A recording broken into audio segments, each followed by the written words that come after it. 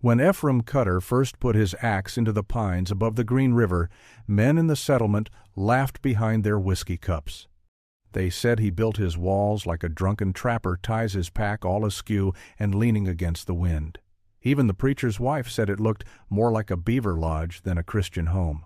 Ephraim didn't answer. He wasn't much for words, never had been. He'd come west by way of the Missouri with the Ashley men, learned the trade under Fitzpatrick and Bridger, and lost 2 fingers to frost before he turned 25. He knew what a mountain could do to a man who thought himself smarter than the cold. So when he built for the wind, not for the eye. The cabin sat low, sunk half into the earth, with a roof pitched steep and shingled in bark that he'd boiled soft, pressed, and dried until it fit tight as hide. The logs were set not in a square, but in an uneven oval, the kind he'd seen the Blackfeet build their sweat lodges from.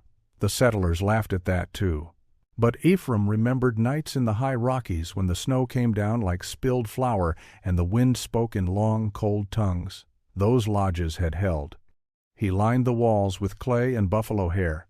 He set a chimney, not straight up but slanted, to keep the downdraft from blowing sparks onto his roof. For a door, he used a double layer of elk hide stretched over willow hoops, sealed with bear grease. It was ugly, yes, but warm. By November of 1830, the first snows had fallen over the Wind River Range. The settlers' cabins stood proud and square, with neat corners and roofs made from sawn planks hauled in from Street Lewis. They laughed when Ephraim walked into town with his bare fat boots and said, "You might want to pack your roofs tight. This winter's going to be a long one." They called him Old Owl behind his back, said he heard the wind talk and answered it like a fool. He let them talk.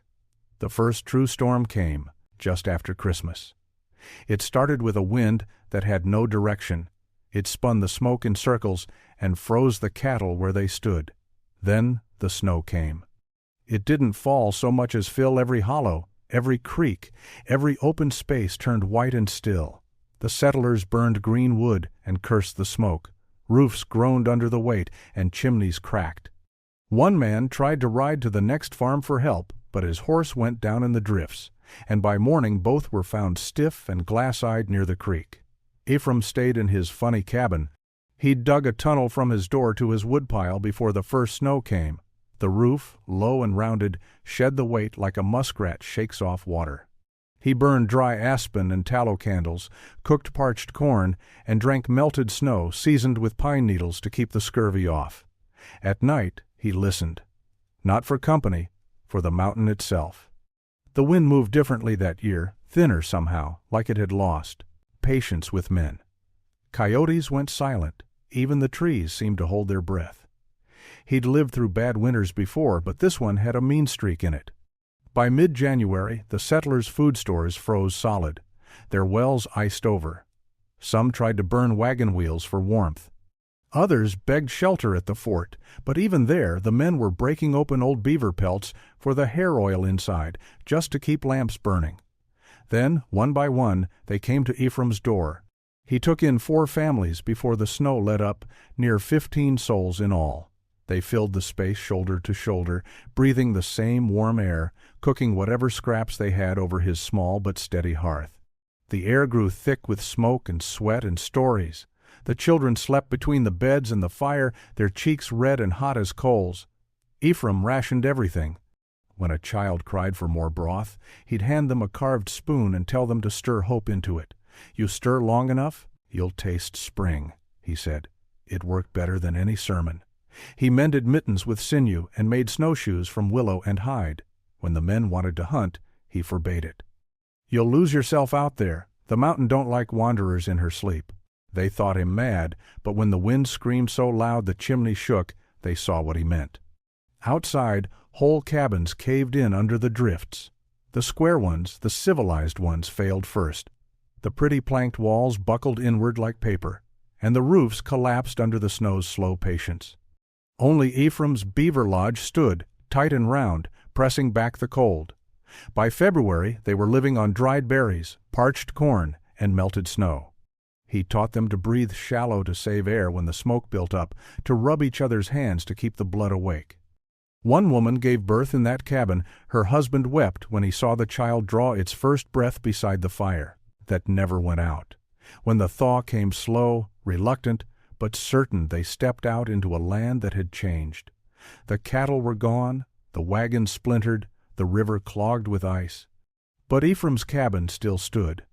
The hides on the door were stiff and weathered, but not a crack had split the walls. The settlers looked at it then with quiet eyes. Years later they built new homes, but none square. Every roof slanted, every wall sank half into the ground. They called it Cutter's method, though Ephraim himself never took credit. He just smiled that slow mountain smile and said, "The wind's the better architect. I only took notes." He died in the spring of '49, long after the fur trade had faded and gold fever swept through the young men. They buried him near the cabin, under the same pine where he'd sharpened his axe 20 winters before. Come the next big snow, folks in the valley would still say, "If the storm turns mean, find a roof that looks Coster's." Wrong. That's the one that'll stand. The first sign wasn't the snow nor even the wind. It was the silence of the river. By mid-December, the green had begun to crust at the edges, a thin glaze that whispered when the current pressed beneath. Ephraim watched it one morning while setting his traps, saw how the water no longer sang against the stones, but muttered low and tired, as though it knew the long sleep was coming. He pulled up his line, found one mink frozen stiff inside the jaws, and took it as omen enough. He packed his gear, cut the traps free, and made for his cabin before sundown. That night the wind rose without warning. It came down from the Wind River Range with the sound of splitting trees, and it carried with it a taste sharp as iron filings. By dawn the air had gone white. He woke to a sound like hands beating on the roof. Not rain, not hail, snowflakes hard as sand, blown sideways by a gale that howled like the devil himself.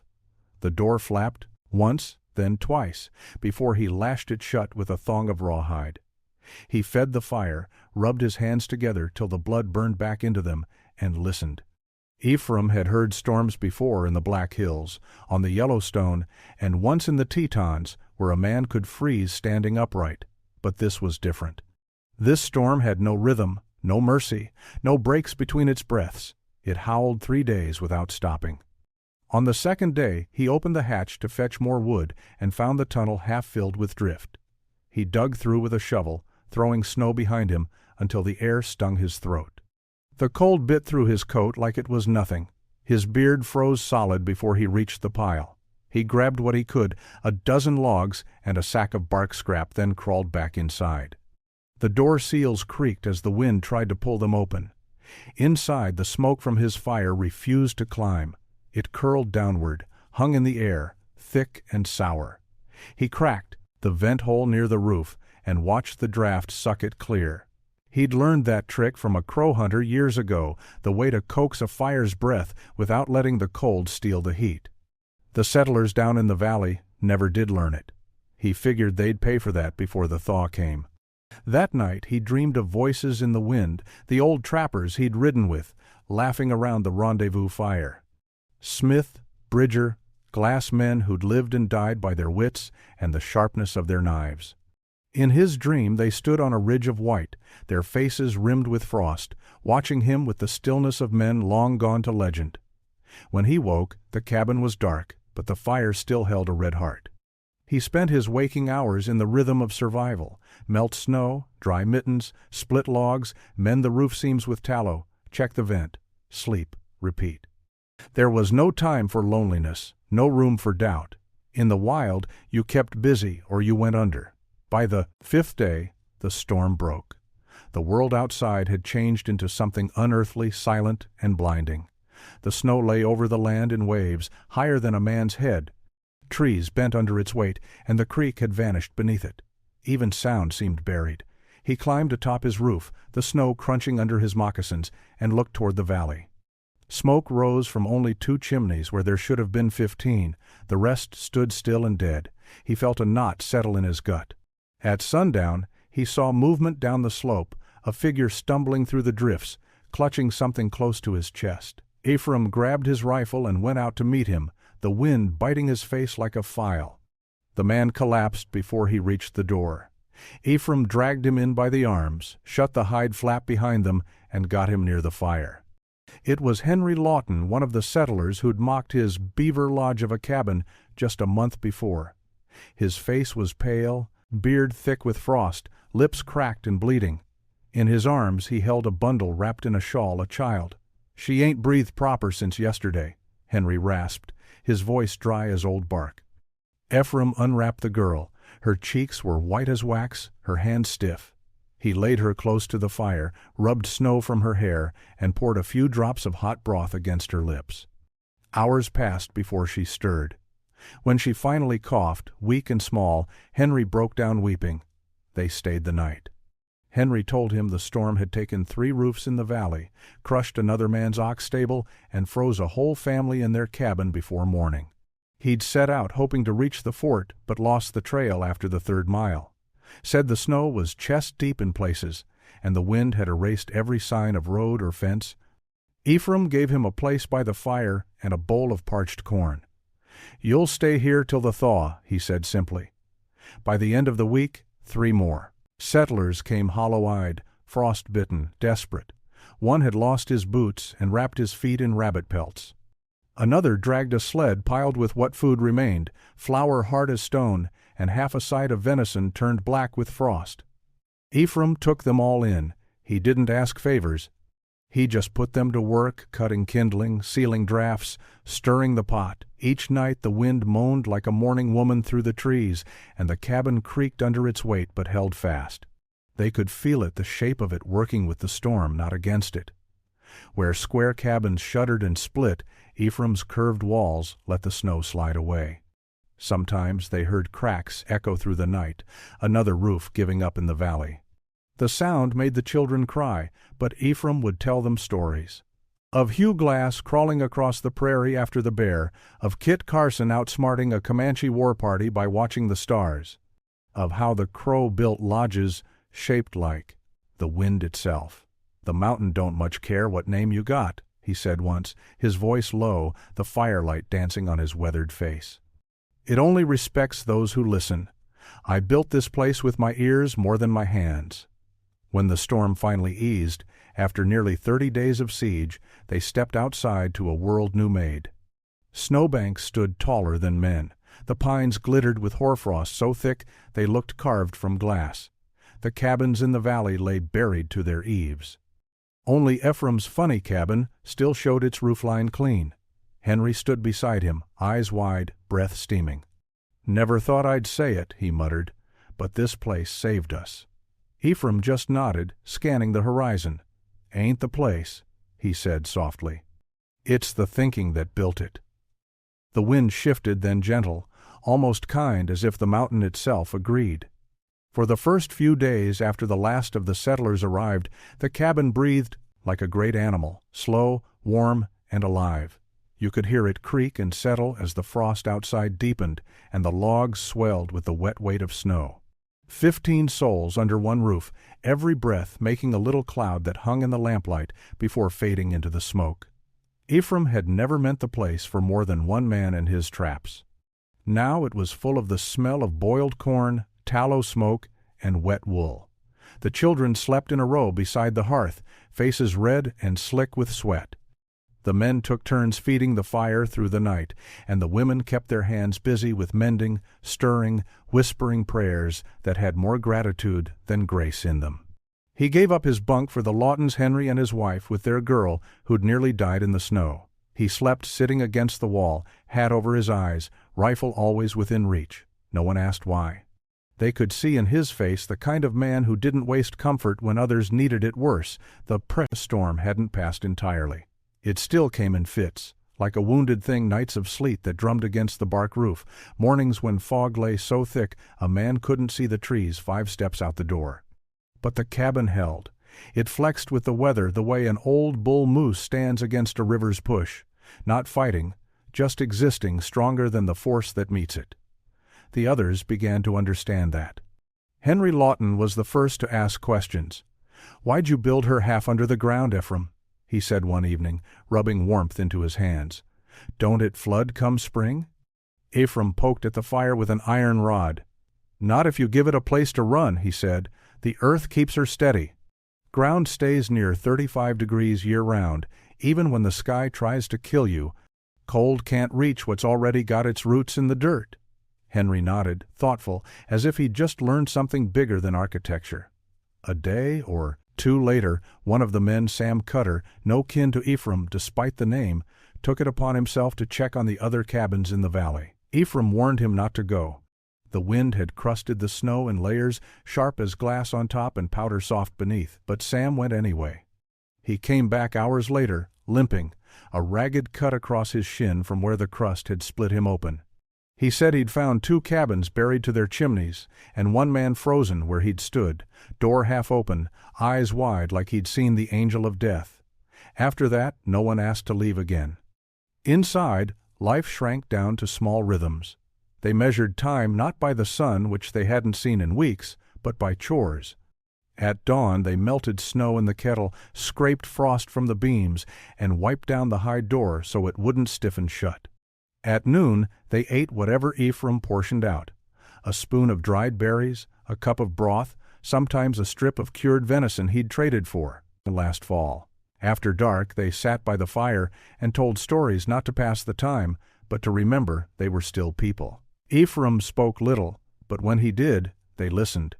He told of the first time he'd crossed the divide with the Ashley men of Jedediah Smith, reading his Bible by the campfire and keeping his hair long like Samson's. Of the Crows teaching him to thatch roofs with bark and pack mud into cracks to make a wall breathe slow, like skin, he didn't boast. He just told it straight, the way a man tells about weather or the weight of a rifle. Once Henry asked if he'd ever been married. Ephraim just stared into the fire for a while, thumb tracing the stock of his rifle. "Once," he said. "She liked the prairie wind. I liked the mountain silence. Didn't seem fair to make her choose." No one pressed him after that.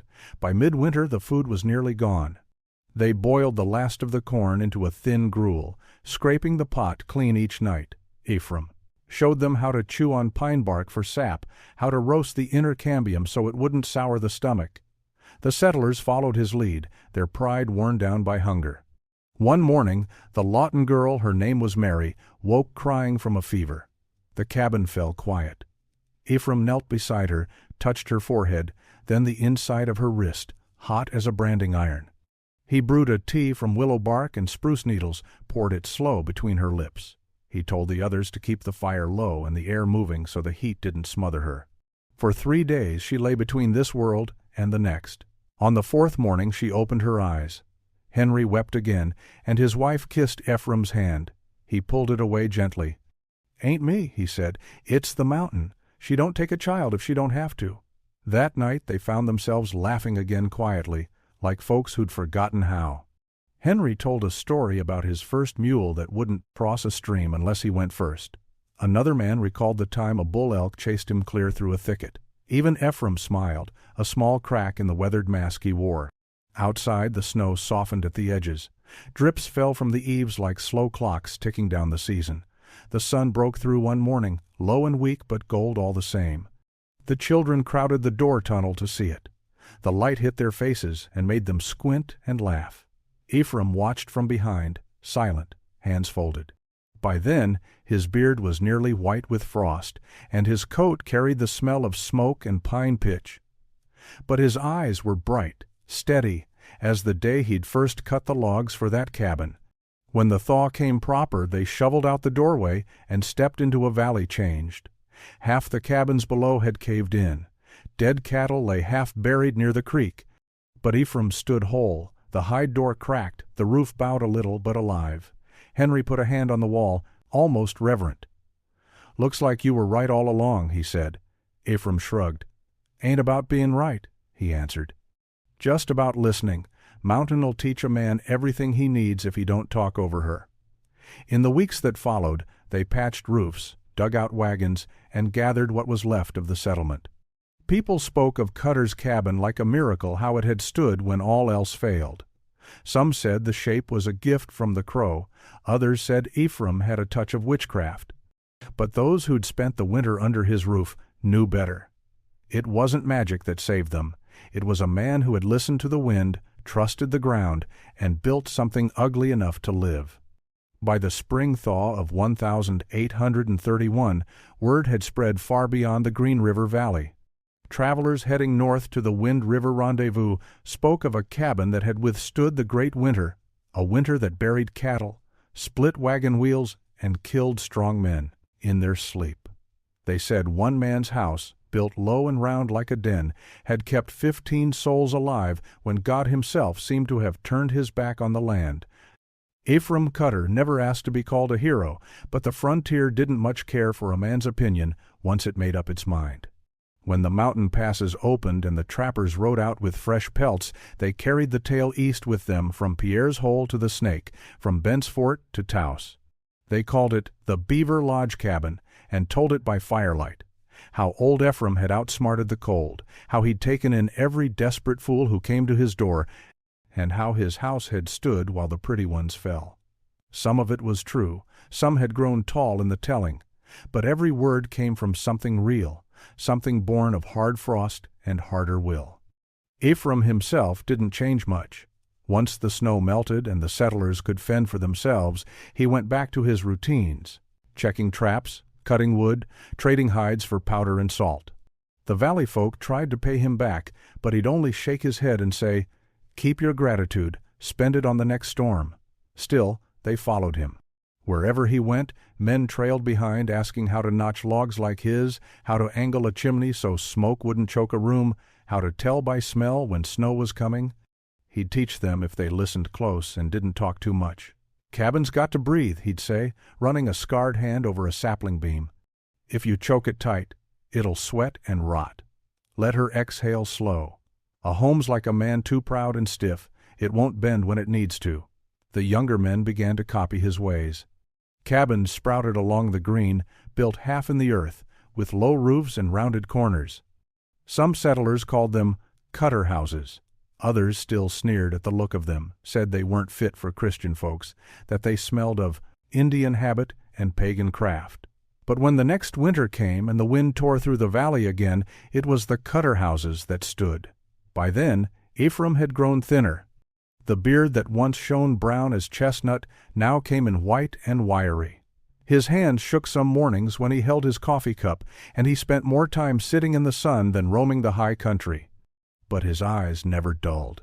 He'd sit outside his cabin door, carving small wooden figures, elk, beavers, men in coonskin caps. The children from the settlement would come to watch, their boots sinking into the thawing mud. He'd hand them each a little figure and say, "Keep this. When the wind starts to sing, hold it tight. Remember what the mountain taught you." They didn't understand then, but they remembered. In 34, trappers heading east brought word from the Museum of the Mountain Man at Taos that the fur trade was dying. Prices had fallen, beaver were scarce, young men were turning to guiding emigrant wagons and scouting for the army instead of living by the trap line. Ephraim just grunted when he heard. "Always was coming," he said. "Mountain don't stay wild forever. She lets you borrow her a while, then she takes herself back." That winter he didn't range far.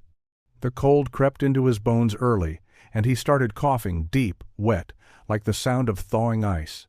Henry Lawton came often to check on him, bringing tobacco or a jar of molasses from town. One night, with the fire burning low, Ephraim told Henry something he'd never shared before. "I built this place after the Crow way," he said, his voice thin but steady. "Stayed with them 2 winters, back when I was green, learned how they shaped their lodges to the wind. Said the Great Spirit made the world round, so anything that stood square was bound to fall. Took me a few years to see they were right." Henry nodded slowly. "And the settlers laughed at you for it." Ephraim smiled, or tried to. "They did, but laughter don't freeze a man. Pride does." Outside, the wind pressed against the hide door, not with anger this time, but almost like an old friend checking in. When spring came again, Ephraim was too weak to chop wood. The Lawtons took turns caring for him. Mary, the little girl he'd once saved from the cold, was grown now, near 17. She read to him from an old Bible her father had brought from Kentucky, though Ephraim never said whether he believed any of it. He listened just the same, eyes half closed, the rhythm of her voice mixing with the crackle of the fire.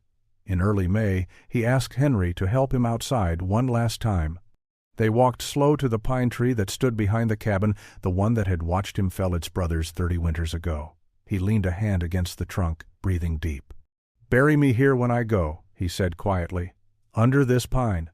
I owe her shade," Henry promised. Ephraim died before the month, was out, sitting in his chair beside the fire, knife still in his lap, half a wooden beaver carved between his fingers. They buried him as he asked, wrapped in his own buffalo robe, rifle laid beside him. The settlers came from miles around, men who'd once mocked him, women who'd prayed in his cabin, children who'd grown up playing with his carvings. The preacher read a few words, but most folks just stood in silence. The wind that day was gentle, carrying the smell of pine sap and thawing earth. In the years that followed, the story of Ephraim Cutter grew roots deeper than the valley itself. Travelers on the Oregon Trail heard it from guides. Soldiers at Fort Laramie repeated it by the fire. A man named DeWitt Peters even wrote a short piece about him in the St. Louis Chronicle, calling him the mountain hermit who built wiser than any engineer. The cabin stood for decades. Trappers came and went, settlers moved on, the fur trade faded into memory, but the beaver lodge cabin remained. When the great storm of '49 swept down the range and flattened half the valley, that old cabin weathered it again, untouched. Folks said you could still see Ephraim's axe marks in the beams, still feel the warmth of his fire in the stones. By the time railroads reached the Wyoming hills, the Cutter place had become legend, the story of one quiet man who listened closer to the mountain than to men. They say even now, when the wind shifts just right across the Green River, it carries his words through the pines. Don't fight the mountain, build with her. She'll keep you if you let her. The spring after Ephraim Cutter died, the valley bloomed like it was trying to make up for all the years it had spent frozen. Willows greening by the creek, elk prints soft in the new mud, meadowlarks calling from fence posts the settlers had raised out of old trapline timber. But the heart of the place was still the cabin, his cabin squatting low against the rise, half in the earth and half in the sky, just as he'd left it. Henry Lawton came every Sunday to sweep the hearth and oil the hinges. He said it felt wrong to let dust claim a man's work so soon. Mary came too, leaving flowers she'd gathered near the river, wild lupine mostly, and Indian paintbrush when it grew thick enough to pick. They didn't say prayers. Ephraim hadn't been much for them. They just kept the place quiet and clean, as if the old man might step back through the high door any day. That summer, a party of trappers stopped by on their way to the Green River Rendezvous. They'd heard of Cutter's cabin, same as everyone else in the country who lived by the fur trade. They came expecting a ruin, but what they found made them shake their heads in disbelief. "Looks near new," one said, running his hand over the clay-chinked wall. Henry smiled. "Ain't new. Just built right." They camped nearby for 2 nights. Around their fire, they told stories about other mountain men, Glass, Bridger, Beckworth, and added Ephraim's name to that rough pantheon of survivors. They said every man worth his salt learned something from another. Ephraim, they agreed, had learned from the land itself. Before they left, one of them carved a note into the pine beam over the door. "Built true, 1,830. The words weathered over time, but the mark stayed. As the fur trade dwindled, the valley changed. The great companies folded one after another. The trappers moved on, some to Oregon, some to California gold. The ones who stayed became guides for the emigrant trains that began to crawl across the plains. Henry Lawton was among them. He knew the routes better than most, and could smell weather 3 days before it broke skills Ephraim had taught him. He never called himself a mountain man, though. "I'm just a man who listened to one," he'd say. By the 1,840 wagons began rolling through the very ground where Ephraim had once trapped. The travelers called it the Cutter Valley, though few knew who Cutter had been. They'd stop for water, let their oxen graze, and marvel at the strange round cabin that seemed to grow from the earth. Some claimed it was Indian-built, others said it was a government experiment, a snow house designed by Army engineers. But Henry, when asked, would set them straight. No engineers, just Ephraim Cutter, a man with more sense than vanity. He kept the cabin sound, replacing bark shingles and tightening the seams each fall. By 46, the Lawtons' own cabin nearby had been built in the same style, low, half-buried, chimney slanted east to catch the morning light. Other settlers copied it too. Folks began calling that design the Green River Bend, though the old-timers still said Cutter built. In the winter of 48, the cold came down hard again. Not as fierce as the Great Winter, but mean enough to remind folks. Roofs cracked and livestock froze in the hollows. Yet once again, every Cutter-built home stood firm. People said the wind itself had learned to pass over them with respect. That spring, a man from Street, Louis rode in a surveyor for the government, mapping routes west. He stopped at the Lawtons' place and asked about the odd cabin in the field. Henry told him the story. The man took notes in a leather book, asked permission to measure the walls, and promised to send word to the Missouri Historical Society. Months later, a letter came back. The society wanted to preserve Cutter's cabin as an example of pioneer adaptation to environmental extremity. Henry laughed when he read the phrase aloud. Ephraim wouldn't have stood for that kind of talk, he said. He just called it common sense. But they did, as asked. They cleared brush, set boundary stones, and left the cabin untouched except for what needed mending. Word spread. By the early 1850 seconds, travelers stopped deliberately to see it. Some signed their names on the log wall, others left offerings, bits of fur, arrowheads, scraps of paper with prayers or thanks. The place had become something between a monument and a memory. Mary Lawton married a wagon scout in 53 and moved north to Fort Bridger. Before she left, she walked one last time around the cabin. The wind was warm that day, carrying the smell of sage and melting snow. She placed one of Ephraim's old carvings, a wooden beaver, on the hearthstone and whispered, "You were right about the mountain, old man." Years later, she'd tell her own children about him, about the storm, the round cabin, and the man who listened more than he spoke. The story traveled again, carried west by settlers, south by traders, north by soldiers. It grew like a legend, as not from fancy, but from truth too stubborn to die. When the rail line finally came through Wyoming, in the 1,860 seconds, engineers documented the Cutter Valley and the cabin that still stood there. One of them, a fellow named Wainwright, wrote in his report, "An example of early vernacular architecture demonstrating exceptional endurance against subarctic climate structure appears to incorporate native lodge design." Local settlers credit one Ephraim Cutter, deceased trapper, for the form. By then, nobody living remembered his face, but everyone knew the name. In 1872, the U.S. Geological Survey officially marked the area as Cutter's Hollow. The cabin was left standing moss-thick on the north side, roof sagged but still whole. A family from Independence moved nearby and built their house in the same round shape. They said it felt safer that way, like the earth itself was holding them. The wind still moved the same through the pines, whispering along the ridges. Some nights travelers camping by the river swore they heard it speak plain. Just a low murmur at first, then words, "Build with the mountain. She'll keep you if you let her." Most said it was nothing but wind and whiskey, but a few believed. By the turn of the century, when the fur trade was just a tale for schoolbooks and the mountain men were ghosts in print, the Cutter cabin remained.